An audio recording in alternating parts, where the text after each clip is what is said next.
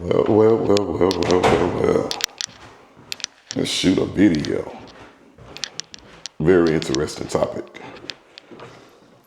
Oh, let me get settled in. All right. So I hope everyone is having a great weekend. And this is for all the baseball dads. And the discussion, the topic is, when is it time to let someone else train your son? I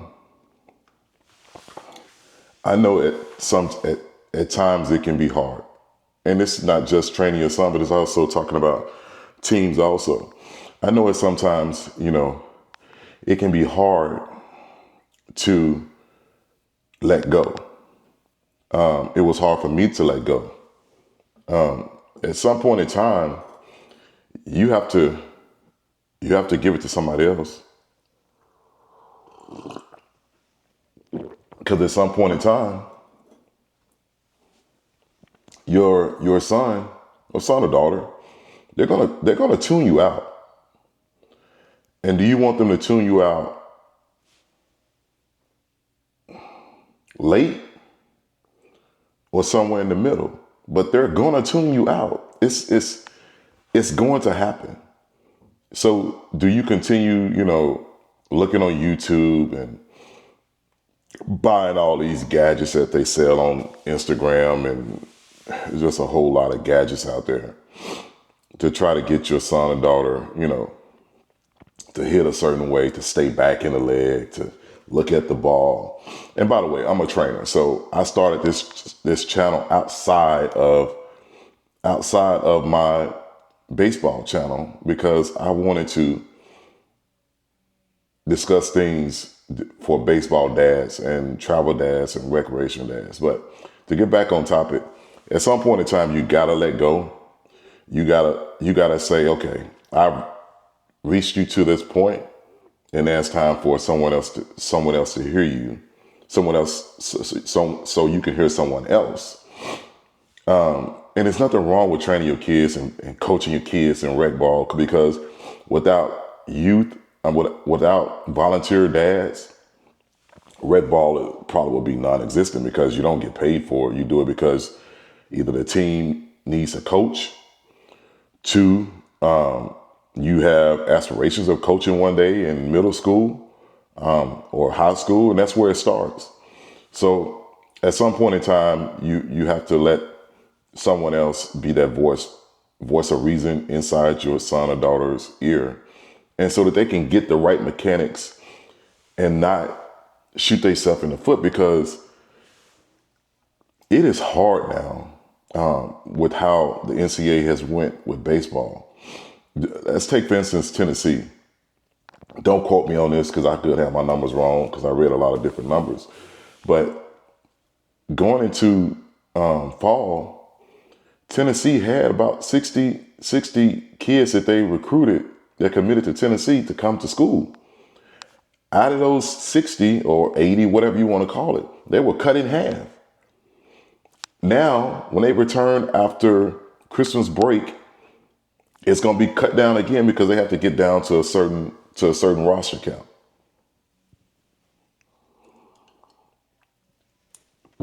I'm an old man. I love coffee. I don't know about you all, but I love coffee. I love coffee. So they have to get down to a roster spot. So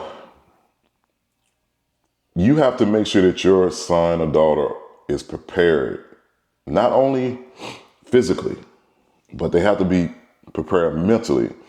I see a lot of, and I have a cold, I'm sorry, I'm congested.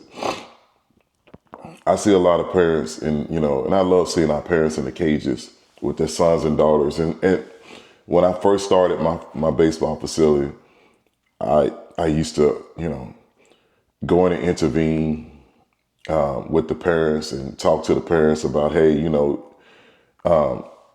do this and do that. I stopped doing that. And the reason why I stopped doing that is because I felt that I'm probably interfering with how they want to do things with their son or daughter. And take a step back. Just watch from a distance. Watch, you're watching some crazy things because you can see them with their phone and okay, do this, do this. It took me, and I did not play baseball. I didn't play baseball in high school. I should have, or in middle school or younger. But I went and seeked professional guidance, professional assistance, professional mentors, and all have played Major League Baseball. So I went and sat with them for months and months and learned the keys, learned what to look for, do assessments, figure out what's wrong with the swing, figure out what's wrong with the lower half. The most important thing is the lower half. You see a lot of parents, they in the cage and they messing with this. You got to mess with the lower half. The lower half is what drives the swing. Everything else will follow. And that's enough of that. Let's talk about travel ball parents. And I might save that for another show because that can be a little intensive. I think I will, but I'm going to touch on it just a little bit to lead into the next one that I do. Not all good teams that you try to follow and take your son or daughter to are good. And I'm going to touch on that. And I'm speaking from experience. My son right now, he's at Trinity High School out of Louisville. We went through some trials and tribulations with the whole recruiting process, and I'm going to share it. I'm going to make my point known, but I'm going to keep it consistent and truthful, so that you don't have to go through some of the issues that we had to go through, and maybe this can be your blueprint.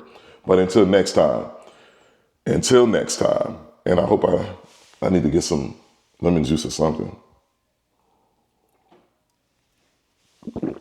But until next time, this Baseball Dad, and I'm out. You have a good weekend. Have a good week. See you soon.